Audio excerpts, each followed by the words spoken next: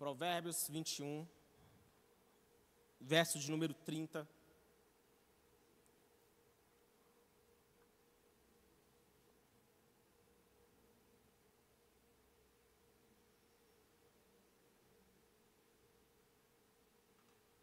Diz assim: não há sabedoria alguma, nem discernimento algum, nem plano algum que possa opor-se ao Senhor.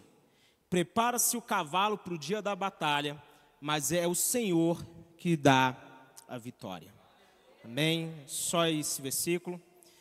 E Deus me deu essa palavra já tem uns dias, e eu sempre faço essa reflexão, e a gente tem que fazer na realidade, que nós fazemos muitos planos, sim ou não? Quantos fazem planos aqui? Nós sonhamos, nós planejamos, nós sonhamos em comprar a nossa casa, nós sonhamos em ter um emprego bom, nós sonhamos em ter bons relacionamentos. Quem casa, em algum momento, passa a sonhar em ter filhos. Isso faz parte do repertório da vida. E eu pergunto para você, quantos planos você fez ao longo do ano de 2020? Quantos planos você fez ao longo do ano de 2021? Pergunto, quantos planos você adiou por causa da pandemia? Quantas coisas você deixou de fazer porque apareceu algo que pegou o mundo de surpresa? Como eu disse, nós fazemos planos, mas nós temos que lidar com os imprevistos, com as surpresas, com as coisas inesperadas, com as situações inesperadas. No próprio capítulo 21 de Provérbios diz assim que todos os caminhos do homem parecem justos, mas o Senhor pesa o coração. O que ele está dizendo aqui? Você pode até fazer muitos planos, ter muitas ideias, muitos objetivos, mas Deus está sempre pesando as suas motivações, aquilo que está no seu coração, as suas intenções. Contudo, mesmo com as dificuldades que nós enfrentamos, a verdade é que nós precisamos continuar fazendo planos. Fale isso para o seu irmão, continue fazendo planos. Continue sonhando, continue projetando, continue olhando para frente. Como está escrito lá no livro de Isaías, que o homem nobre faz planos nobres e por sua nobreza ele vai prosperar.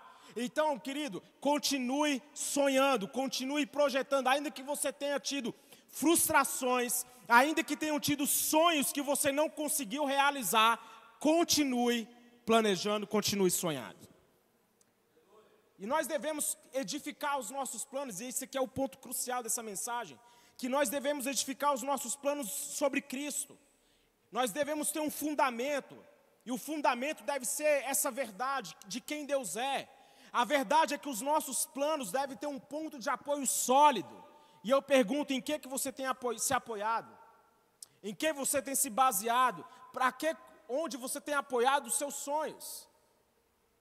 A Bíblia, o texto que nós lemos fala que não há sabedoria alguma, não há discernimento algum, nada pode se opor ao nosso Senhor, nada pode se opor a Deus. Então, se você quer ver os seus planos avançando, primeiro tenha Ele como seu fundamento, tenha Ele como a sua base.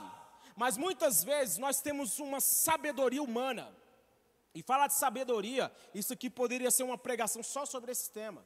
A sabedoria humana, lá no livro de Tiago, diz assim: quem é sábio e tem entendimento entre vocês, que o demonstre por seu bom procedimento, mediante obras praticadas com a humildade que provém da sabedoria.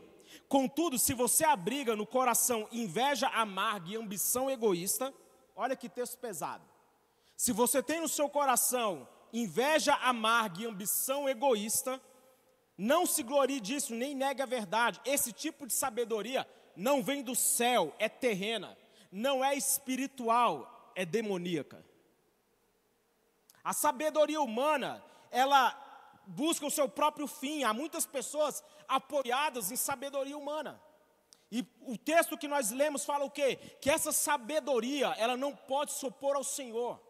Entenda que quando está falando aqui o livro de Provérbios, ele vai citar a sabedoria em todo o seu livro de Provérbios, e aqui vai ser um dos poucos textos que vai ter uma conotação negativa. E aqui ele está falando assim que a sabedoria, nem o discernimento pode se opor ao Senhor, mas essa sabedoria que está sendo citada aqui no livro de Provérbios é a sabedoria humana. Quantos estão entendendo o que eu estou dizendo aqui em nome de Jesus? A definição de sabedoria do mundo está focada na obtenção e aplicação de conhecimento, apenas isso. Muitas vezes nós temos a ideia de que sabedoria é a pessoa que tem todas as respostas, ou é aquela pessoa que posta coisas interessantes, que nos chamam a atenção, mas a sabedoria ela não é definida apenas pelo conhecimento. A Bíblia vai dizer que nós temos a responsabilidade como igreja de apresentar ao mundo a multiforme sabedoria de Deus. Fala assim, uau! A nossa responsabilidade é apresentar ao mundo não uma sabedoria humana, mas a sabedoria que vem do alto. A sabedoria que a Bíblia vai chamar de pura, de pacífica. A nossa responsabilidade é refletir a sabedoria que vem do alto, resplandecer a luz que nós fomos chamados para brilhar. Quando andamos em sabedoria, isso é um texto de um livro que eu li, que diz assim: quando andamos em sabedoria, refletimos a realidade do céu aqui na terra e damos um alvo para o céu invadir. Da mesma forma como a concordância com o diabo o habilita para matar, roubar e destruir, a concordância com Deus o libera para realizar os seus propósitos em nós e por meio de nós. O que ele está dizendo aqui? Que quando eu estou em concordância com Deus, eu automaticamente me coloco numa posição onde os propósitos e a vontade dele vão se cumprir, não somente na minha vida, mas também através da minha vida.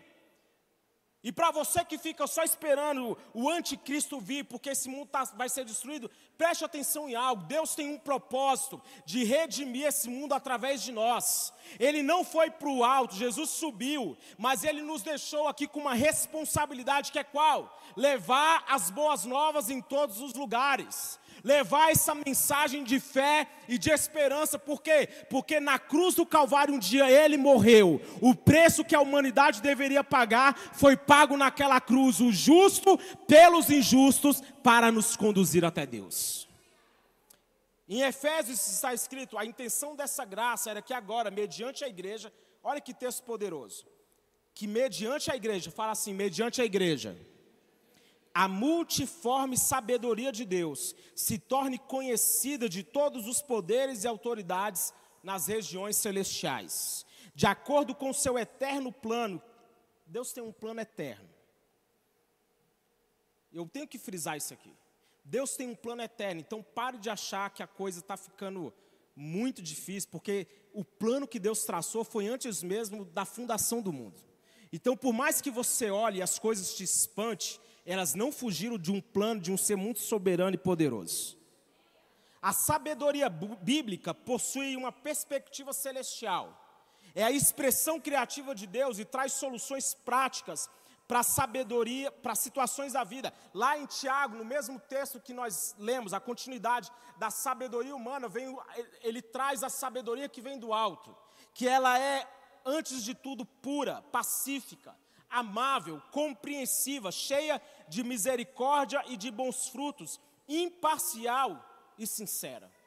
Nós temos em Salomão, talvez o personagem com o maior exemplo, que personifica essa questão da busca pela sabedoria. E é tão interessante que você vai lendo o livro de Provérbios, você vai perceber que quando ele vai ser ungido rei, Deus aparece para ele em sonho, e fala assim, pede o que quiser que eu vou te dar. E você vê aquele homem pedindo sabedoria, as pessoas ficam maravilhadas. Que atitude, uau, ele pediu sabedoria. Ele não pediu riqueza, ele não pediu, nós temos que ser como Salomão, nós temos que pedir sabedoria. Mas sabe o que é interessante? Que quando você lê o livro de Provérbios, você percebe que aquele homem foi ensinado desde criança, desde a sua mocidade, por seu pai e por sua mãe, a buscar sabedoria. Ele começa, ele lê, ele vai dizendo assim, quando eu ainda era jovem, meu pai já me dizia, busca sabedoria, procure obter entendimento. Não, a mãe dele falava, não se esqueça das minhas palavras, nem se afaste delas. Não abandone a sabedoria, ela o protegerá. Então nós vemos que Salomão foi ensinado, instruído, guiado para buscar isso. E eu faço uma ênfase para quem é pai aqui: ensine seu filho a buscar as coisas corretas. Ensine seu filho não apenas a ser o popular ou qualquer coisa do gênero. Ensine ele a buscar os valores eternos, os valores celestiais. Foi isso que Salomão aprendeu. Uma frase de Bill Johnson vai dizer que sabedoria ela é um fruto relacional.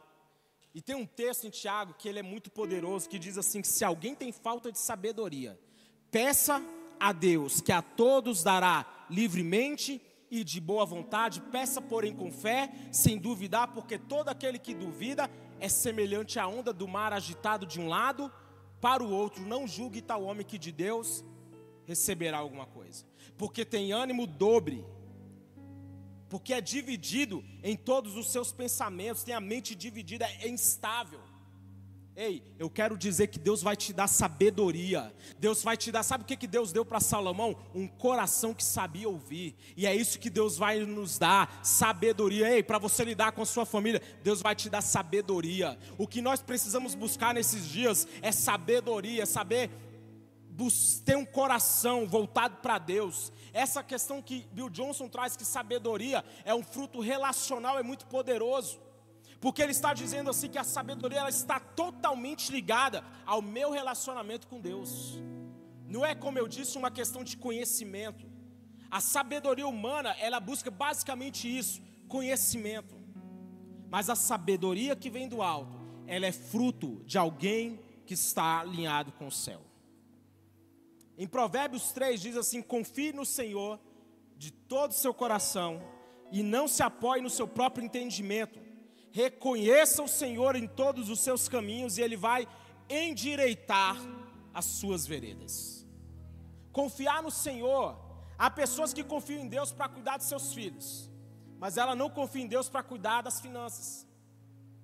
É muito comum você ver pessoas que elas buscam a Deus para resolver os problemas conjugais deles, mas ele já não ora a Deus, não busca a Deus para guiá-lo na vida profissional ou financeira.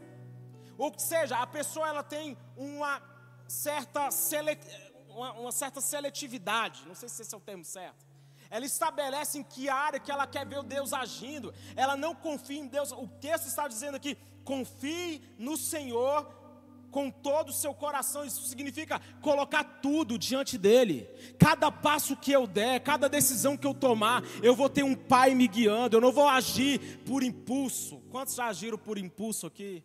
Quebraram a cara, se arrependeram. Mas é tempo de nós nos desfazer das nossas dúvidas. É tempo de nós vencermos as nossas inconstâncias.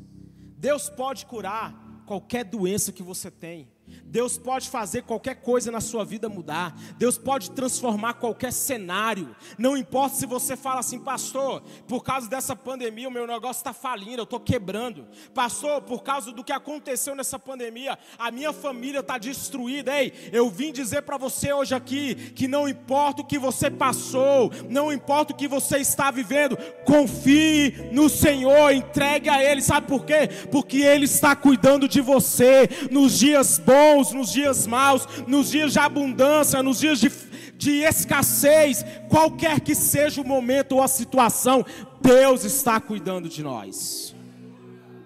Vira para o seu irmão e fala assim: agindo Deus, quem impedirá? Não se apoie no seu próprio entendimento.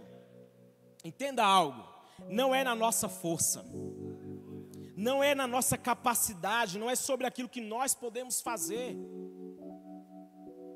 Uma frase de um livro vai dizer assim: uma vez que você veja Deus na equação, o inimigo vai ser sempre menor.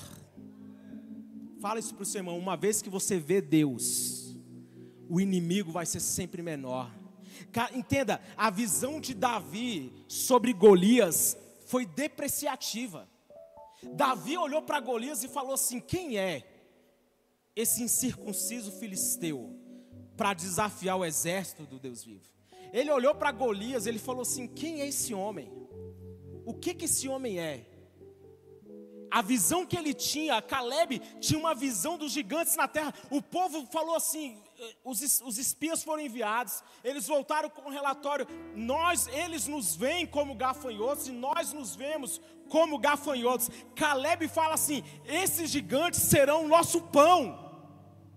Eles olhavam para o gigante, Davi olhou para o gigante, Caleb olhou para os gigantes, só que a perspectiva deles não era humana, era a perspectiva de Deus. Quem é esse desafio que você está vivendo diante de Deus? Ei, você está comigo aqui? O que é a luta que você está enfrentando diante de Deus? O que é uma doença diante de Deus, daquele que criou o universo, daquele que criou todas as coisas? O que são as dívidas diante do nosso Deus? Nosso Deus é maior do que qualquer coisa, maior do que qualquer circunstância. Ele é Senhor, Ele é soberano, Ele não muda. Não importa o tamanho do que você está enfrentando, Deus é maior. Sua vitória, ela está totalmente ligada à maneira como você enxerga Deus. Davi era o improvável, Davi nem tinha que estar lá. Vai lá ver como é que seus irmãos estão, pergunta, traz notícia, depois volta. Aí Davi começa a escutar: olha, se alguém derrotar esse gigante aí, o rei vai dar a filha em casamento, vai isentar de impostos. Davi começa a olhar assim: opa, mas por que Davi se empolgou? Irmãos, preste atenção nisso. Por que Davi se empolgou? Davi se empolgou não porque ele achava assim: porque eu já sou eu. Não, porque ele olhava para aquele homem e ele sabia que aquele homem não tinha aliança com Deus. Ele olhava para aquele homem e falava: esse homem é um incircunciso.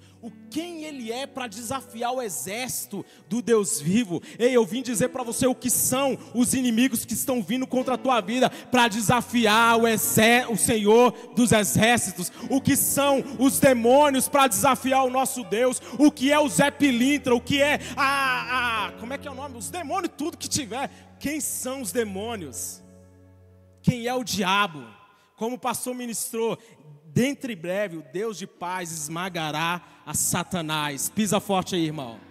Debaixo dos nossos pés. Um texto em Isaías diz assim: que desde o início faço conhecido o fim, e desde tempos remotos o que ainda virá. O meu propósito ficará de pé. O propósito de Deus sempre vai estar de pé. Então não muda tempo, muda estação, muda os contextos. Nós ficamos olhando para o mundo e eu pergunto: o que acontece no mundo te assusta? O que você vê acontecendo no Brasil está chocando você? Você fica olhando assim pensando: a coisa vai ficar cada vez pior. Nada disso pode desafiar a soberania de Deus. Nada do que acontece no Brasil, no mundo, as nações podem até se levantar, mas nada muda.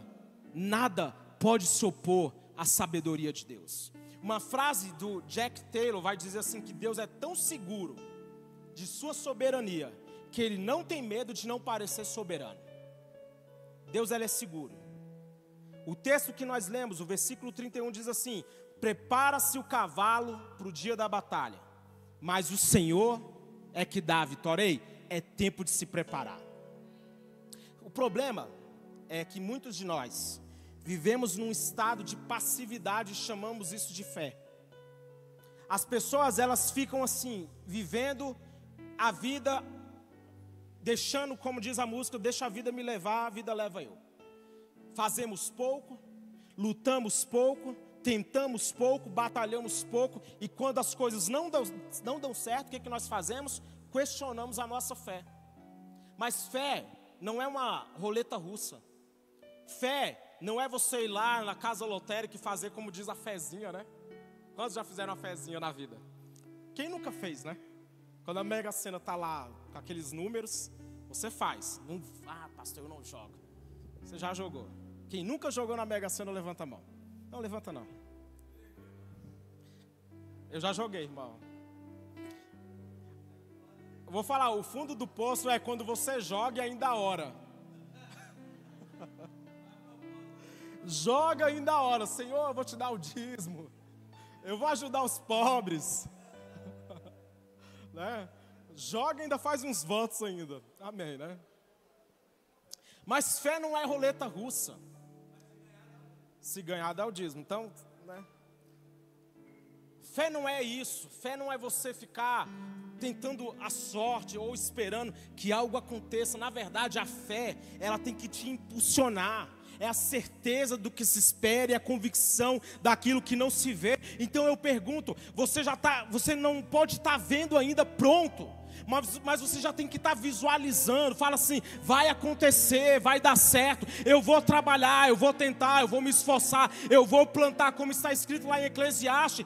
Planta pela manhã a tua semente, e mesmo ao entardecer, não deixe as suas mãos ficarem à toa. E eu digo para você, preguiçoso vai ter com a formiga. Resumindo, trabalhe, se esforce. Tem coisas que as pessoas ficam esperando na passividade. Pastor, eu estou esperando que eu estou orando todos os dias para o meu casamento melhorar, porque eu estou vendo que a coisa não está dando certo, o casamento está indo de mal a pior. Aí fica orando, mas aí ele continua sendo um marido desleixado. Ele continua sendo alguém que não ajuda a esposa. Ele continua sendo alguém grosso com ela. Ele continua fazendo tudo que não deveria. Está trabalhando numa empresa, as coisas não estão bem. Não faz nada diferente. Não age de maneira diferente. Não tem uma nova postura. Aí está achando que algo vai mudar. Fala assim: não, nada vai mudar. As coisas, elas acontecem quando há um esforço, quando há uma dedicação. A Bíblia está dizendo aqui: prepara o cavalo para o dia da batalha. Ainda que tenha batalhas que você não vai precisar lutar. Ei, eu profetizo isso: tem batalhas que você não vai precisar lutar. Mas fala assim: o meu cavalo vai estar pronto. Só o pastor que falou, só fala de novo: meu cavalo vai estar pronto. Grandes feitos são realizados por indivíduos cujo pensamento atua numa só direção, que tudo utilizam como matéria-prima, que observam com zelo a vida dos outros e que em toda parte enxergam modelos e estímulos, que jamais se cansam de combinar com os meios que dispõem. Esse livro está dizendo aqui basicamente o quê? Tenha modelos, tenha inspirações. Tem alguém que você se inspira? Se você é um empresário, você tem que ter alguém que é um referencial. A gente está tendo uma época tão interessante que agora a briga não é mais só o campo tecnológico está tão avançado que agora a gente está com empresas fazendo a briga agora para corrida espacial. Tem 3 empresas aí que a briga está grande. Ou seja, tem pessoas que são modelos, que são referenciais. Não fica olhando assim achando é impossível para mim. O problema é esse, é como a pequenez muitas vezes que nós pensamos. Preparar o cavalo para o dia da batalha é dizer o seguinte: eu tenho uma batalha para lutar. E eu pergunto, qual é a sua? Muitas vezes o que está nos faltando é uma batalha para lutar. Tem gente que está esperando acabar 2021. Tem gente que está esperando o próximo ano. Pastor, ano que vem as coisas vão começar a dar certo. Ano que vem eu vou começar a fazer dieta. Ano que vem eu vou começar a ir para academia. Ano que vem eu vou começar minha faculdade. Ano que vem eu vou começar. Fala para o seu irmão: comece agora. Há coisas que somente acontecerão no nosso movimento. É quando há uma disposição, quando há um desejo de fazer acontecer.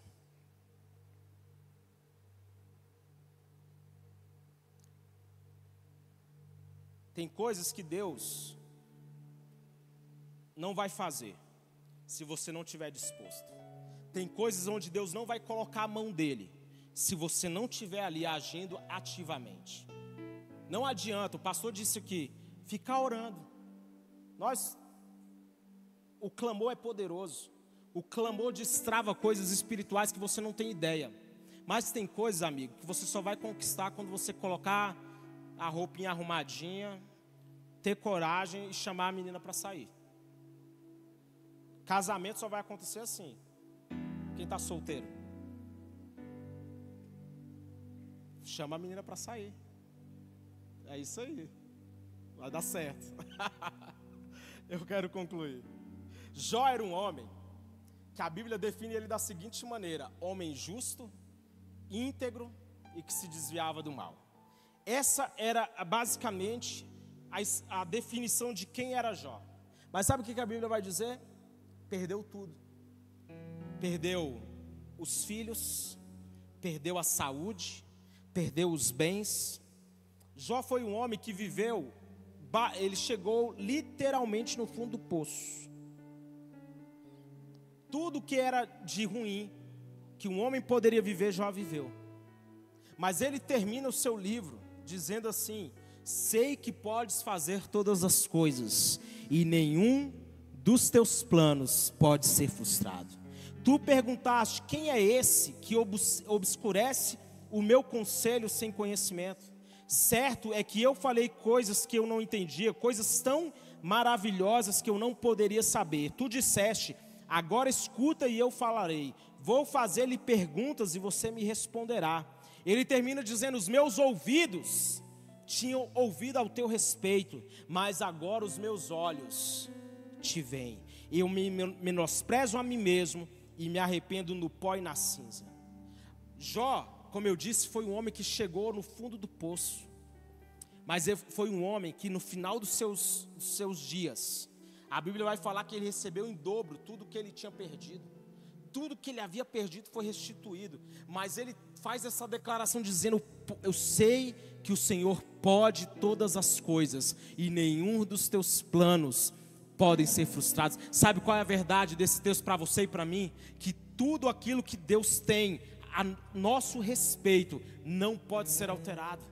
Ele pode fazer todas as coisas, e os planos de Deus não são frustrados porque o diabo está agindo. Os planos de Deus não são frustrados porque o mundo está como está. Tudo que nós, como eu disse, o plano é eterno. E o plano não tem no centro você ou eu. O plano é tão perfeito que ele foi centrado no próprio Deus que se fez carne, habitou no nosso meio, e vimos a sua glória como a glória do unigênito do Pai. O plano foi traçado e ele escolheu em Jesus cumprir esse plano. E nada, querido, que fazem contra a tua vida, nada que o diabo planejou contra você, vai dar certo. Nós vivemos em um mundo de tantas narrativas, tantas histórias, mas a verdade de Deus é absoluta.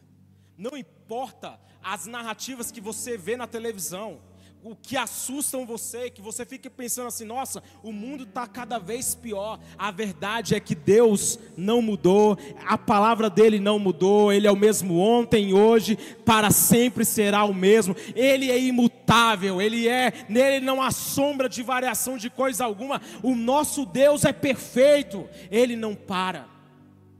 Sabe por que eu estou dando essa ênfase? Porque nós precisamos. Você tem coisas que você quer viver em 2022, 2021. Tem coisas na sua vida, planos que você ficou frustrado. Coloque Deus em primeiro lugar em cada um dos seus planos. Deus não é uma força mística. Comece a fazer planos e pedir: Senhor, eu quero que os meus sonhos, os meus planos estejam alinhados com aquilo que o Senhor tem para a minha vida.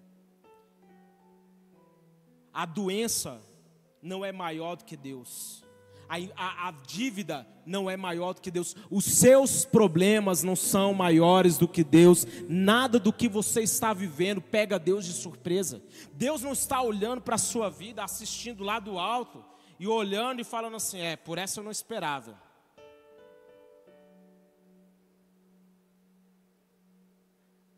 Nosso Deus, ele é absoluto. No texto que nós lemos de Efésios, diz assim que a intenção dessa graça é que, mediante a igreja, fala para o seu irmão assim: mediante você. Fala assim: mediante você.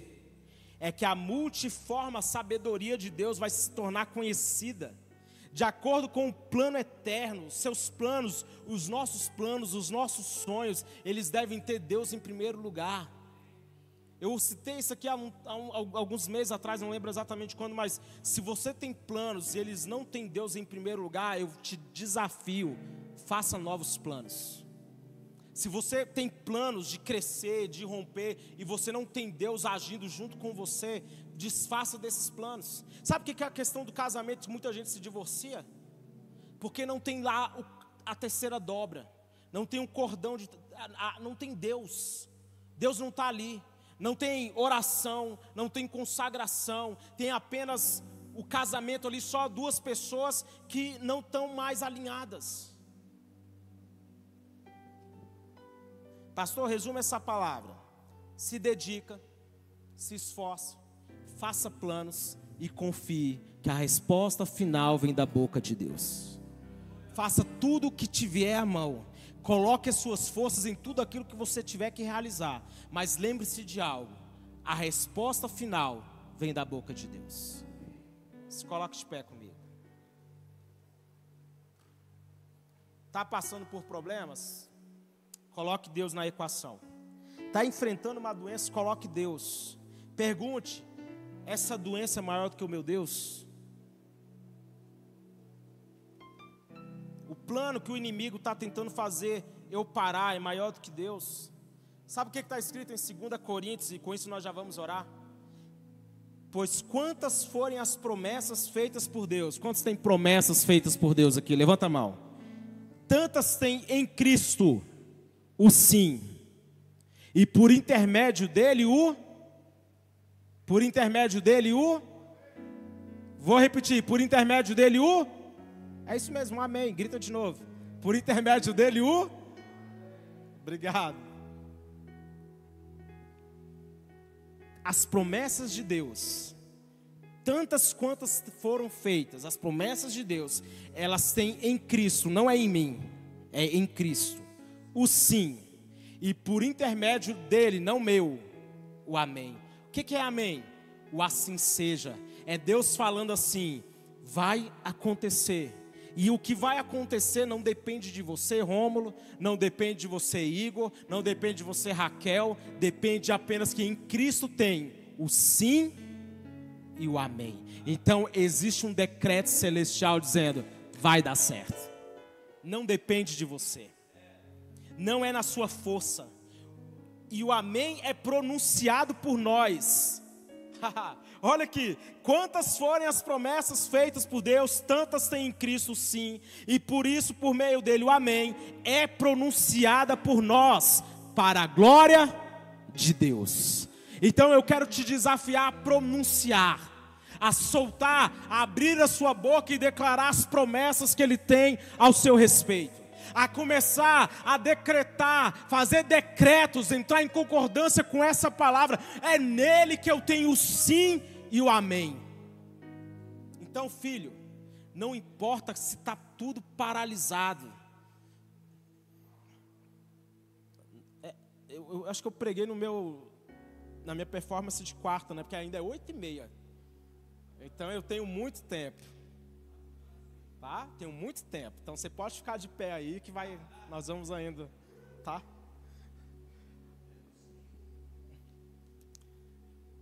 Eu vivi um 2020, eu vou ser rápido. 2019 foi um ano assim de aperto. Eu recebi uns amigos lá na minha casa quando eu morava, eu sou meio que um nômade, né? Eu morava lá em Taguatinga Sul, eu recebi, acho que foi a Raquel e o Gui. Eles foram lá na minha casa. E 2019 foi um ano tão complicado, porque nós tínhamos tomado uma decisão de ficar os dois full time. Eu já contei isso aqui, mas eu vou ser breve. Full time na empresa, os dois, eu e a Lígia, nós ficaríamos focados na empresa. E foi uma época que mal pagava o aluguel. Os nossos honorários mal pagavam o aluguel. E veio 2020, e quem foi pego de surpresa com a pandemia aqui em março? Quantos foram pegos de surpresa? Quantos ficaram chocados quando começou a fechar tudo? Lockdown, fecha tudo. Aí você pensou assim: não, esse negócio vai acabar mês que vem. Não é possível, 3 meses tudo vai estar ao normal. Se arrastou por um ano. Entrou 2021 e nós ainda com esse negócio de lockdown, algumas cidades ainda com lockdown, ainda que a gente sabe que as coisas ainda não estão engrenadas ainda como deveriam estar. Mas apesar de tudo isso que aconteceu em 2020, eu particularmente, dentro do meu ramo de trabalho, tive um crescimento exponencial. E eu não esperava por isso. Porque tem coisas que não dependem de nós. A gente, agora pergunta, vocês trabalhavam muito? Trabalhávamos. E ainda trabalhamos muito, graças a Deus. Nós continuamos trabalhando, nós continuamos tentando, e à medida que nós estávamos nos esforçando, nós víamos claramente a mão de Deus dizendo: eu vou estar abençoando, eu vou estar confirmando. Uma pessoa liberou uma palavra profética para a Lígia, falou que ela estava vendo ela recebendo uma quantia alta todo mês, e acredite, essas coisas estão começando a ser uma realidade. E não é por causa de nós, é por causa das promessas de um Deus que não muda. Que a palavra dele vai se cumprir, que a palavra dele é a verdade sobre você não é o que as pessoas dizem. Sabe por quê? Porque as pessoas podem ter muitas opiniões sobre você, mas não são as opiniões das pessoas sobre você que define o propósito que Deus tem na sua vida. Então acredite, se apodere das promessas. E se a sua vida não está 100% ainda, se você tem desafios que são maiores que você, faça como Davi. Eu tenho Deus na equação. Quem é esse incircunciso para desafiar o exército, o Senhor dos exércitos?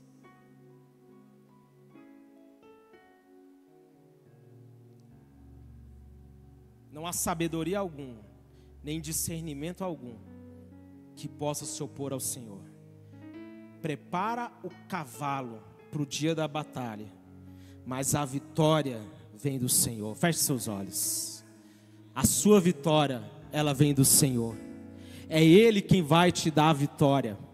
É Ele quem vai abrir as portas que estavam fechadas. É Ele quem vai colocar o seu inimigo em fuga. O inimigo virá por um caminho, mas por 7 caminhos ele fugirá. Comece nesse momento a declarar verdades espirituais sobre a sua vida.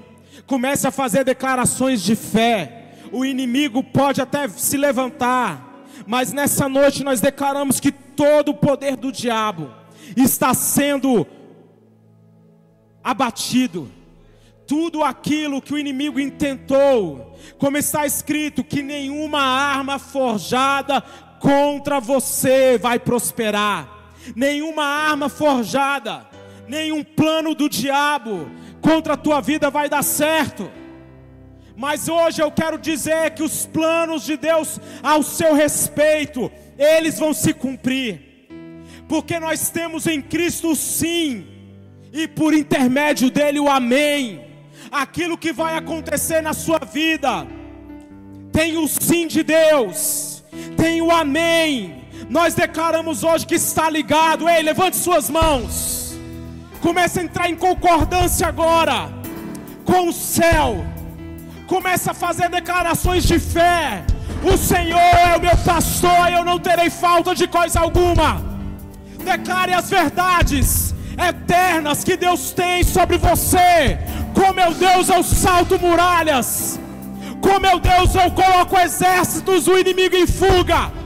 Comece a profetizar isso. Maior aquele que está comigo do que o que vem contra a minha vida. Comece a profetizar. Comece a profetizar. Abra sua boca e profetiza. Eu vou vencer a doença. Comece a profetizar.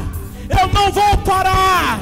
Eu não vou olhar para trás. Eu não sou daqueles que retrocedem, mas daqueles que avançam. Mira no alvo, nas portas do inferno, e arremeter com fúria e fé contra ela, completamente ungido e revestido de poder, equipado com as armas de guerra. Mira no alvo, nas portas do inferno, e arremeter com fúria e fé contra ela.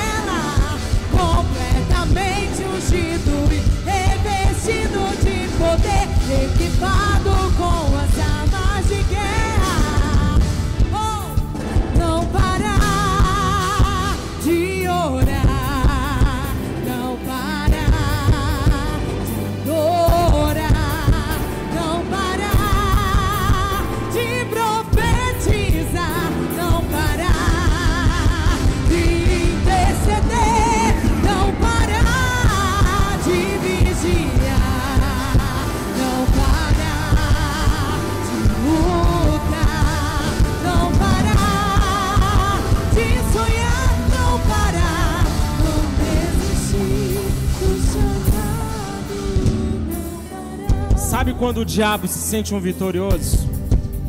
Quando ele consegue fazer um crente parar. E eu pergunto para você, quanto tempo tem que você parou?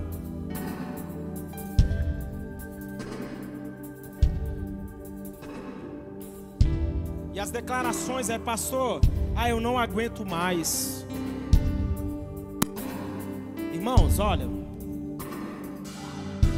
tem coisas na nossa vida que, como eu disse, elas só vão acontecer no nosso movimento. Há coisas que você precisa sacudir.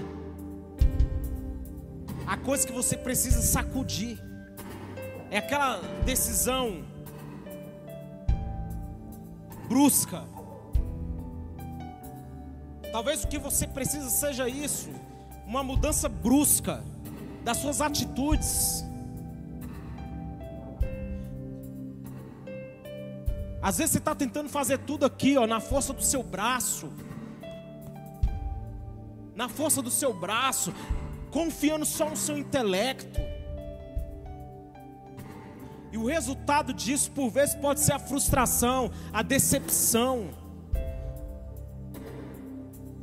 Mas a Bíblia diz que aqueles que confiam no Senhor são como os montes de Sião, que não se abalam, mas que permanece para sempre. Ei, comece a entregar ao Senhor. Fala assim: Senhor, eu te entrego, eu vou agir, eu vou me mover, mas debaixo da tua palavra. Eu não vou agir por impulso. Não são as minhas emoções que vão guiar os meus passos. Não são as minhas limitações que vão me impedir. Quantas são as dificuldades que enfrentamos? Quantas dificuldades não estão nos aguardando? Porque acredite, no geral, o cenário que nós vivemos hoje no Brasil, no geral, não vai melhorar de repente. Não vai ser assim do dia para a noite. Mas deixa eu te contar uma verdade bíblica. Isaac prosperou em um ano de crise. No ano da seca, todo mundo sem condições, aquele homem estava colhendo a 100 por 1. Ô irmão, quem fez isso foi Deus. Eu não estou citando aqui a minha vida, eu estou falando da Bíblia para você. Sabe quem fez aquele homem colher a 100 por 1 em um ano de crise? Deus. Sabe quem pode fazer você prosperar em um ano de crise?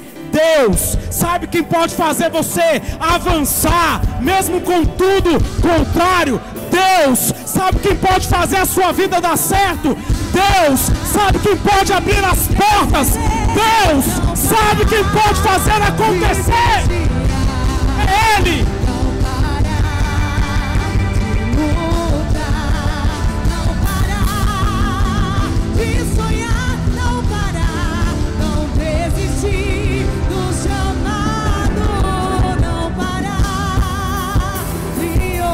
Levante suas mãos. Não parar de orar, não parar de profetizar, não parar de interceder, não parar. Levante suas mãos e fala assim: vai dar certo.